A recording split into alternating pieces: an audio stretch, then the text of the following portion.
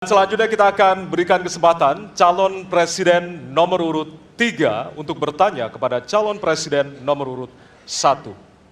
Dan waktu Bapak 1 menit dimulai dari sekarang.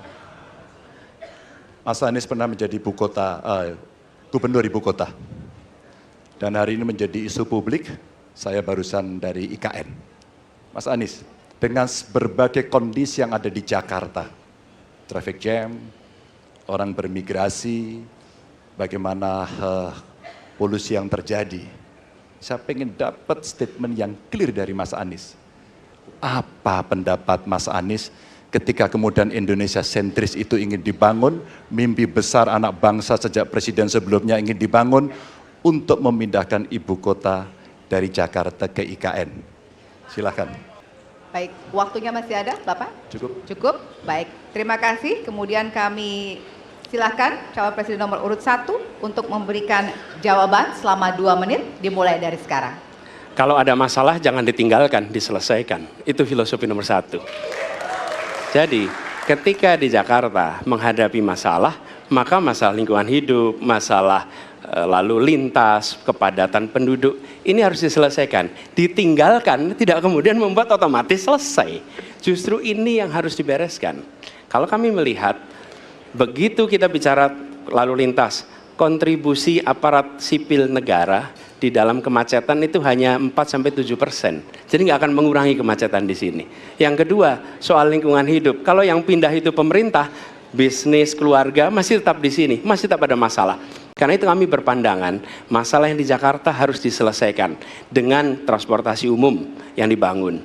Kemudian yang kedua, menambah taman yang dibangun, transportasi umum berbasis elektrik. Dan itu semua dikerjakan untuk membuat Jakarta menjadi kota yang nyaman, aman, kota yang membuat kita bisa hidup dengan sehat. Itu terkait dengan Jakarta. Jadi, jangan kita meniru pemerintah Belanda. Mereka punya kota tua. Ketika kota tua turun permukaan, mereka pindah ke selatan, bikin di sekitar Monas. Ditinggalkan, masalah tidak diselesaikan. Kita harus menghadapi masalah dengan menyelesaikan. Lalu yang kedua, terkait dengan IKN.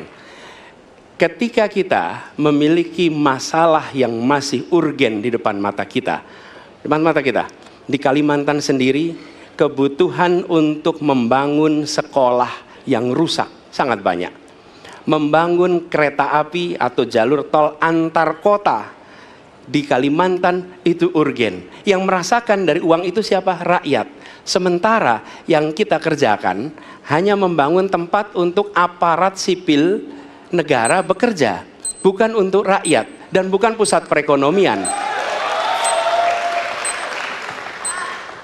Baik. Ya, waktu Anda habis dan kami persilakan kepada calon presiden nomor urut 3 untuk menanggapi jawaban dari calon presiden nomor urut 1. Waktu Bapak 1 menit, disilakan. Apakah boleh saya simpulkan kalau begitu, Mas Anies dalam posisi yang oposisi terhadap beberapa kebijakan termasuk IKN, menolak IKN dilanjutkan? Terima kasih. Cukup Waktunya? Bapak? Cukup. Baik. Baik, selanjutnya kami berikan kesempatan kepada calon presiden nomor urut 1 untuk menanggapi tanggapan dari calon presiden nomor urut 3, waktunya 1 menit dari sekarang.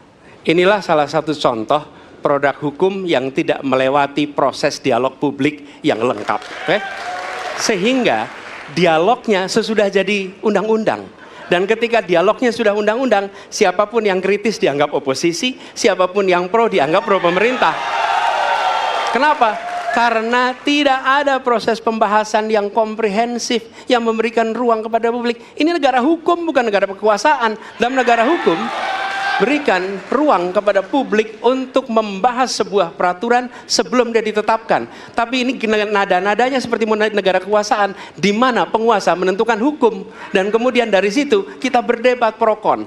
Kami melihat ada kebutuhan-kebutuhan urgen yang dibangun untuk rakyat. Kalau hari ini kita belum bisa menyiapkan pupuk lengkap, tapi pada saat yang sama kita membangun sebuah istana untuk presiden, di mana rasa keadilan kita? Oke?